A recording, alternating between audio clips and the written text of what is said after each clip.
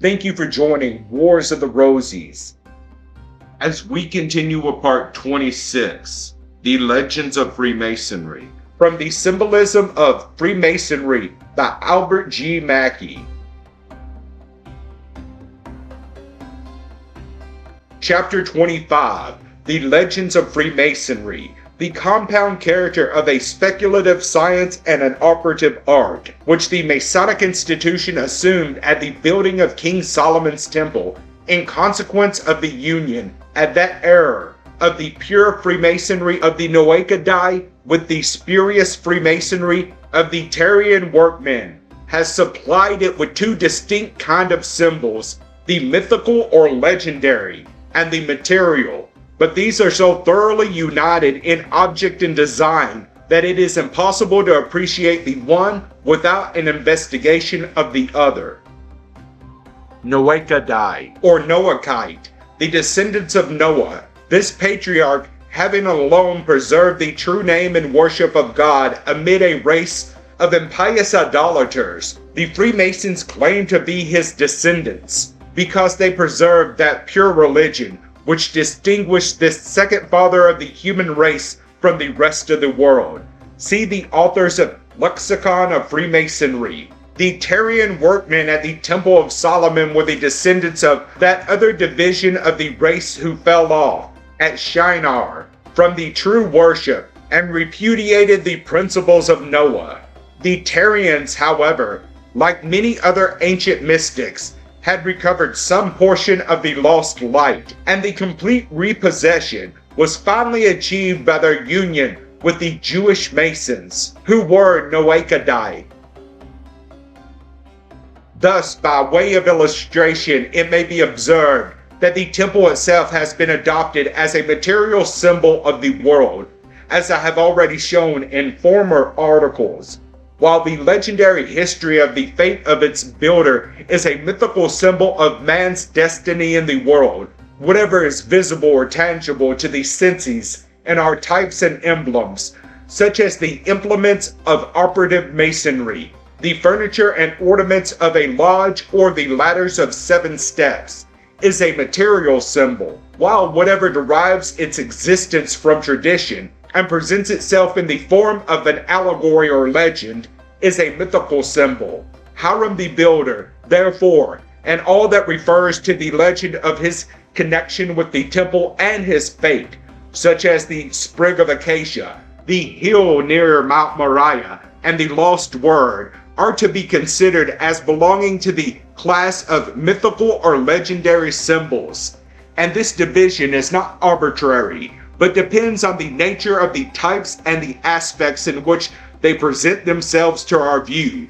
Thus, the Sprig of Acacia, although it is material, visible, and tangible, is, nevertheless, not to be treated as a material symbol, for, as it derives all its significance from its intimate connection with the legend of Hiram Abith, which is a mythical symbol, it cannot, without a violent and inexpedient disruption, be separated from the same class. For the same reason, the small hill near Mount Moriah, the search of the 12 fellow crafts, and the whole train of circumstances connected with the lost word are to be viewed simply as mythical or legendary, and not as material symbols. These legends of Freemasonry constitute a considerable and a very important part of its ritual. Without them, the most valuable portions of the Masonic as a scientific system would cease to exist.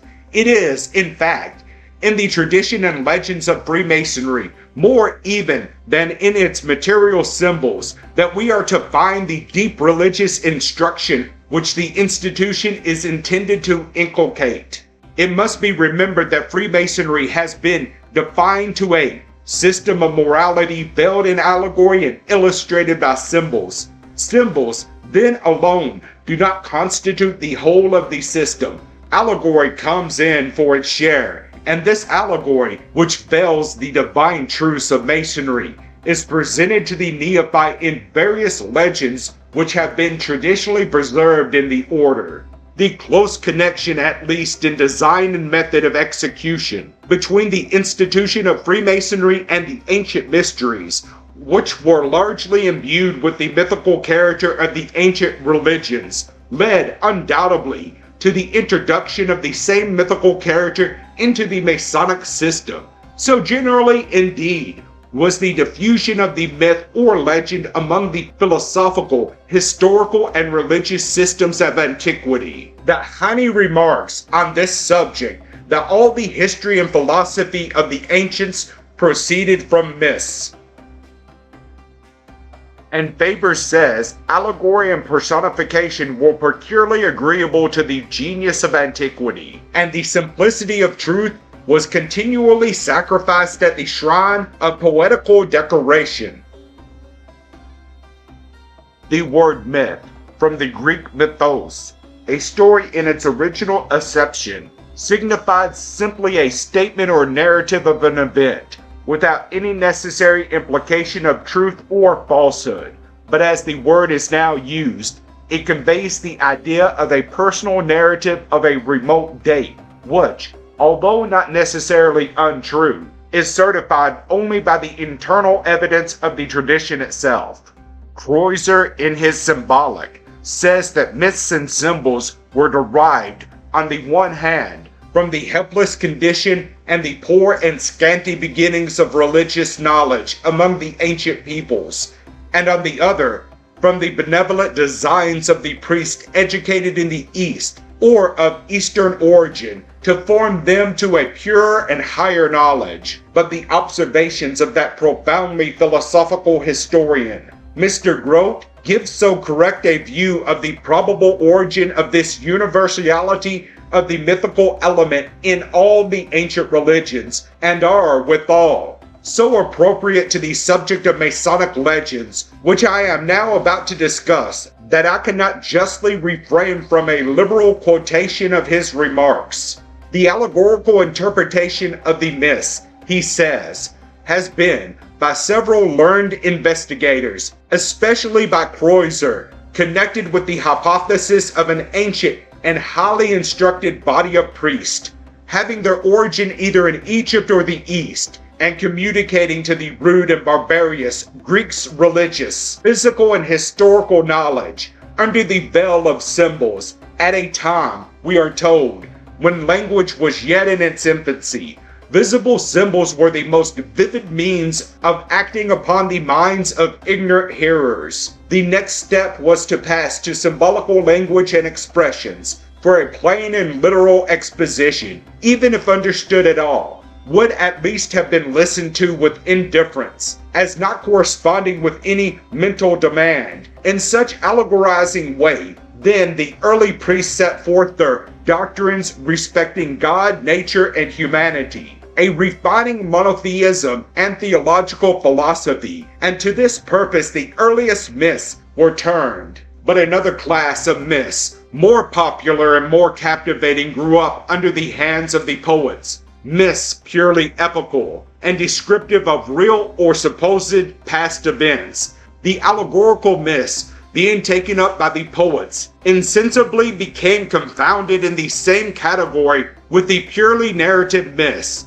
The matter symbolized was no longer thought of, while the symbolizing words came to be construed in their own literal meaning, and the basis of the early allegory, thus lost among the general public, was only preserved as a secret among various religious fraternities, composed of members allied together by initiation in certain mythical ceremonies and administered by hereditary families of presiding priests. In the Orphic and Bacchic sect, in the Eleusinian and Samothracian mysteries, was thus treasured up the secret doctrine of the old theological and philosophical myths, which had once constituted the primitive legendary stock of Greece in the hands of the original priesthood and in the age anterior to Homer. Persons who had gone through the preliminary ceremonies of initiation were permitted at length to hear, though under strict obligation of secrecy, this ancient religion and cosmogonic doctrine, revealing the destiny of man and the certainty of posthumous rewards and punishments, all disengaged from the corruption of poets, as well as from the symbols and allegories under which they still remain buried in the eyes of the vulgar. The mysteries of Greece were thus traced up to the earliest ages and represented as the only faithful depositories of that pure theology and physics which had been originally communicated, though under the unavoidable inconvenience of a symbolic expression, by an enlightened priesthood coming from abroad to then rude barbarians of the country. History of Greece, Volume 1, Chapter 16, page 579. The ideal of the existence of an enlightened people who lived at a remote era and came from the East was a very prevalent notion among the ancient traditions. It is corroborated of this that the Hebrew word kedem signifies, in respect to place, the East, and in respect to time, olden time, ancient days. The phrase in Isaiah 19:11 which reads, "I am the son of the wise, the son of the ancient kings," might just as well have been translated, "the son of kings of the East." In a note to the passage, Ezekiel 41:2, "The glory of the God of Israel came from the way of the East." Adam Clarke says, "All knowledge, all religion, and all arts and sciences have traveled, according to the course of the sun, from east to west." Bassett tells us in his work that the veneration which Masons entertain for the East confers an opinion previously announced that the religious systems of Masonry came from the East and has reference to the primitive religion, whose first corruption was the worship of the sun. And lastly, the Masonic reader will recollect the answer given in the Leland manuscript to the question regarding the origin of Masonry, namely, "It did begin. I modernized the orthography with the first men in the East, which were before the first men of the West, and coming westerly, it had brought herewith all comforts to the wild and comfortless." Locke's commentary on this answer may conclude this note. It should seem by this that Masons believed there were men in the East before Adam, who is called the first man of the West, and that arts and sciences began in the East. Some authors of great note for learning have been of the same opinion, and it is certain that Europe and Africa, which, in respect to Asia, may be called Western countries, were wild and savage long after arts and politeness of manners were in great perfection in China and the Indies. The Talmudists make the same allusions to the superiority of the East. Thus Rabbi Bichai says, "Adam was created with his face towards the East, that he might behold the light and the rising sun, whence the East was to him the anterior part of the world." In this long but interesting extract, we find not only a philosophical account of the origin and design of the ancient myths, but a fair synopsis of all that can be taught in relation to the symbolic construction of Freemasonry, as one of the depositories of a mythical theology. The myths of Masonry, at first perhaps nothing more than the simple traditions of the pure Freemasons of the antediluvian system, having been corrupted and misunderstood in the separation of the races, were again purified and adopted to the inculcation of truth, at first by the disciples of the Spurious Freemasonry, and then, more fully and perfectly, in the development of that system which we now practice. And if there be any leaven of error still remaining in the interpretation of our Masonic myths, we must seek to disengage them from the corruptions with which they have been invested by ignorance and by misinterpretation. We must give to them their true significance and trace them back to those ancient doctrines and faith whence the ideals which they were intended to embody were derived. The myths or legends which present themselves to our attention in the course of a complete study of the symbolic system of Freemasonry may be considered as divided into three classes. 1. The historical myth. 2. The philosophical myth. 3. The mythical history. And these three classes may be defined as follows. 1. The myth may be engaged in the transmission of a narrative of early deeds and events, having a foundation in truth, which truth, however, has been greatly distorted and perverted by the omission or introduction of circumstances and personages, and then it constitutes the historical myth. 2. Or it may have been invented and adopted as the medium of enunciating a peculiar thought or of inculcating a certain doctrine, when it becomes a philosophical myth. 3. Or lastly, the truthful elements of actual history may greatly predominate over the fictitious and invented materials of the myth, and the narrative may be, in the main, made up of facts, with a slight coloring of imagination when it forms a mythical history.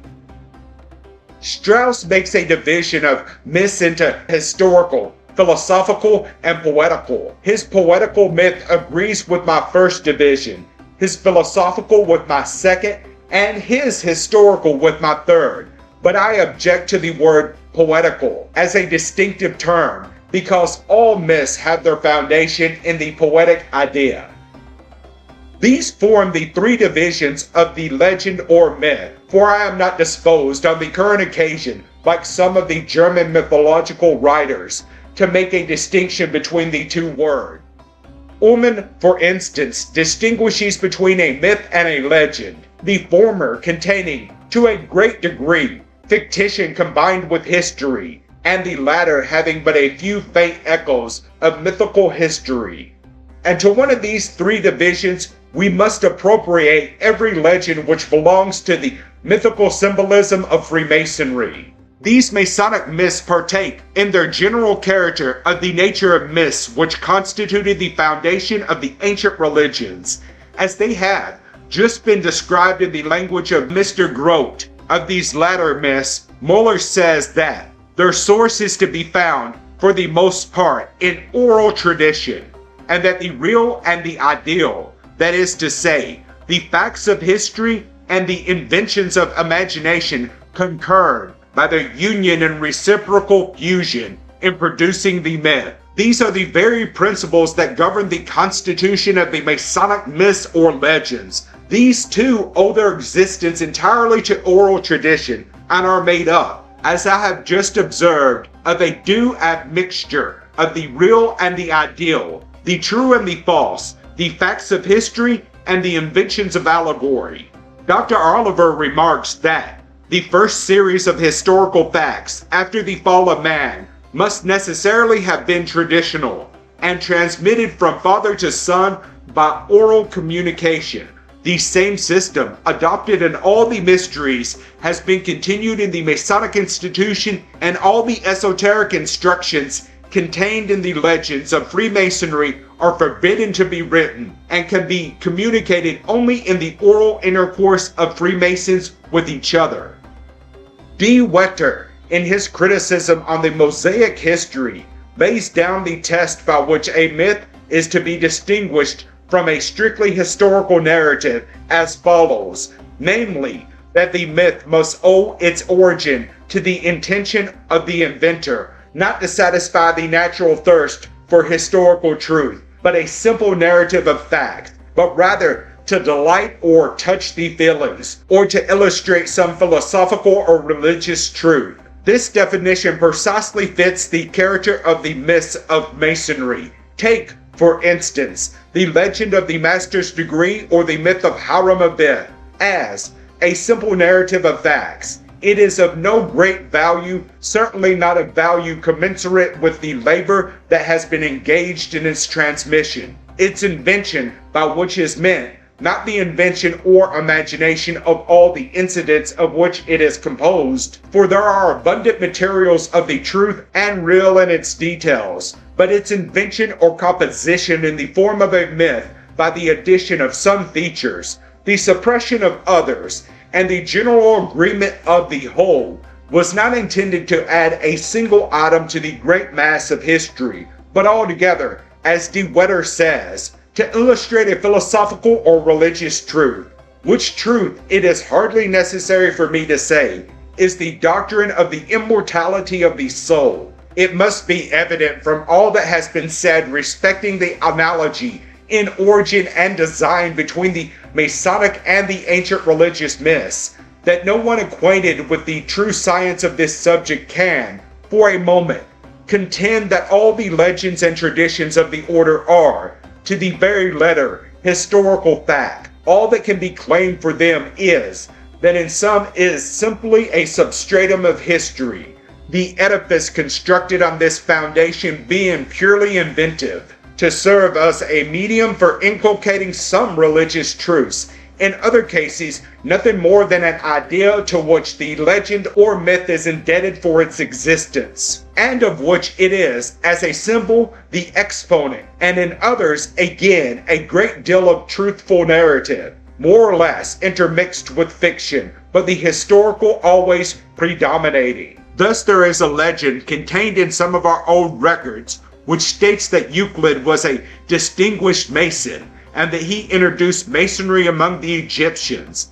Now, it is not at all necessary to the orthodoxy of a Mason's creed that he should literally believe that Euclid, the great geometrician, was really a Freemason, and that the ancient Egyptians were indebted to him for the establishment of the institution among them. Indeed, the palpable anachronism in the legend, which makes Euclid the contemporary of Abraham, necessarily prohibits any such belief, and shows that the whole story is a sheer invention. The intelligent Mason, however, will not wholly reject the legend as ridiculous or absurd, but, with a due sense of the nature and design of our system of symbolism, will rather accept it as what, in the classification laid down on a preceding page, would be called a philosophical myth, an ingenious method of conveying, symbolically, a Masonic truth. Euclid is here very appropriately used as a type of geometry, that science of which he was so eminent a teacher, and the myth or legend then symbolizes the fact that there was in Egypt a close connection between that science and the great moral and religious system, which was among the Egyptians as well as other ancient nations. What Freemasonry is in the present day, a secret institution established for the inculcation of the same principles and inculcating them in the same symbolic manner. So interpreted, this legend corresponds to all the developments of Egyptian history, which teach us how close a connection existed in that country between the religious and scientific systems. Thus Kenrick tells us that when we read of foreigners in Egypt being obliged to submit to painful and tedious ceremonies of initiation, it was not that they might learn the secret meaning of the rites of Osiris or Isis, but that they may partake of the knowledge of astronomy, physics, geometry, and theology. Another illustration will be found in the myth or legend of the winding stairs, by which the fellow crafts are said to have ascended to the middle chamber to receive their wages. Now, this myth, taken in its literal sense, is, in all its parts, opposed to history and probability. As a myth, it finds its origin in the fact that there was a place in the temple called the middle chamber, and that there were winding stairs by which it was reached. For we read in the first book of Kings that they went up with winding stairs into the middle chamber. But we have no historical evidence that these stairs were of the construction or that the chamber was used for the purpose indicated in the mythical narrative, as it is set forth in the ritual of the second degree. The whole legend is, in fact, an historical myth in which the mystic number of the steps, the process of passing to the chamber, and the wages there received are inventions added to or engrafted on the fundamental history contained in the 6th chapter of Kings to inculcate important symbolic instruction relative to the principles of the order. These lessons might, it is true, have been inculcated in a dry, didactic form, but the allegory and mythical method adopted tends to make a stronger and deeper impression on the mind, and at the same time serves more closely to connect the institution of Masonry with the ancient temple. Again, the myth, which traces the origin of the institution of Freemasonry to the beginning of the world, making its commencement coeval with the creation, a myth which is, even at this day, ignorantly interpreted by some as an historical fact, and the reference to which is still preserved in the date of Anno Lucas which is affixed to all Masonic documents. It is but a philosophical myth symbolizing the idea, which analogically connects the creation of physical light in the universe with the birth of Masonic or spiritual and intellectual light in the candidate. The one is the type of the other. When, therefore, Preston says that, from the commencement of the world we may trace the foundation of Masonry, and when he goes to assert that, ever since symmetry began and harmony displayed her charms, our order has had a being, we are not to suppose that Preston intended to teach that a Masonic lodge was held in the Garden of Eden. Such a supposition would justly subject us to ridicule of every intelligent person. The only idea intended to be conveyed is this, that the principles of Freemasonry, which indeed are entirely independent of any special organization which it may have as a society, are coeval with the existence of the world, that when God said, "Let there be light," the material light thus produced was an antitype of that spiritual light that must burst upon the mind of every candidate when his intellectual world, theretofore without form and void, becomes adorned and peopled with the living thoughts and divine principles which constitute the great system of speculative masonry, and when the spirit of the institution, brooding over the vast deep of his mental chaos, shall, from intellectual darkness, bring forth intellectual light. An allusion to this symbolism is retained in one of the well-known mottos of the order, Lux e Tenebris. In the Legends of the Master Degree and of the Royal Arch, there is a commingling of the historical myth and the mythical history, so that profound judgment is often required to discriminate these drifting elements, as, for example, the Legend of the Third Degree is, in some of its details, undoubtedly mythical, in others, just as undoubtedly historical. The difficulty, however, of separating the one from the other and of distinguishing the fact from the fiction has necessarily produced a difference of opinion on the subject among Masonic writers. Hutchinson, and after him Oliver, think the whole legend an allegory or philosophical myth. I am inclined, with Anderson and the earlier writers, to suppose it is mythical history. In the Royal Arch Degree, the legend of the rebuilding of the temple is clearly historical, but there are so many accompanying circumstances which are uncertified except by oral tradition as to give to the entire narrative the appearance of mythical history. The particular legend of the three weary soldierers is undoubtedly a myth, and perhaps merely a philosophical one, or the enunciation of an idea, namely, the reward of successful perseverance through all dangers in the search for divine truth.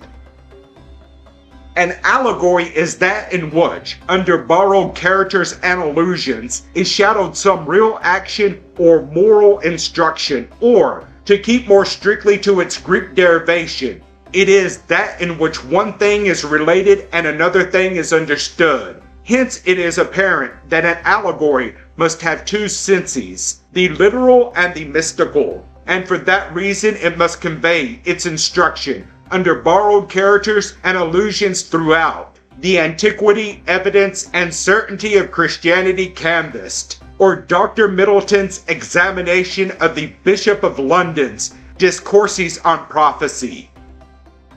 To form symbols and to interpret symbols, says the learned Kreuzer, were the main occupation of the ancient priesthood. Upon the studious Mason, the same task of interpretation devolves. He who desires properly to appreciate the profound wisdom of the institution of which he is the disciple must not be content with uninquiring credulity to accept all the traditions that are imparted to him as veritable histories, not yet with unphilosophical incredulity to reject them in a mass as fabulous inventions. In these extremes there is equal error. The myth, says Herman, is the representative of an idea. It is for that idea that the student must search in the myths of Masonry. Beneath every one of them, there is something richer and more spiritual than the mere narrative. This spiritual essence he must learn to extract from the ore in which,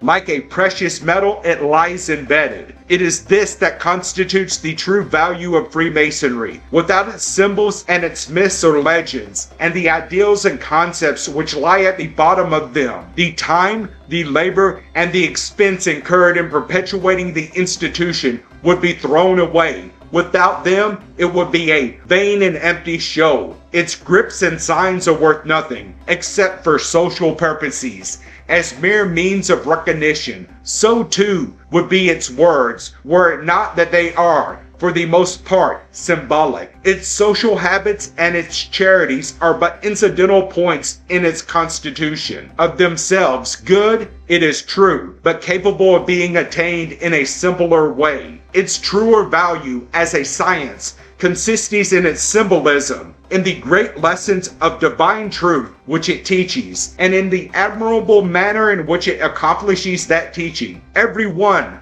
therefore, who desires to be a skillful Mason must not suppose that the task is accomplished by a perfect knowledge of the mere phraseology of the ritual, by a readiness in opening and closing a lodge, nor by an offhand capacity to confer degrees. All these are good in their places, but without the internal meaning, they are but mere child's play. He must study the myths, the traditions, and the symbols of the order, and learn their true interpretation, for this alone constitutes the science and the philosophy, the end, aim, and design of speculative masonry. Thank you for watching, and please don't forget to share, like, subscribe, and comment. And if you can, please consider donating to Wars of the Rosies. Links to PayPal and Patreon are in the description. Thank you so very much.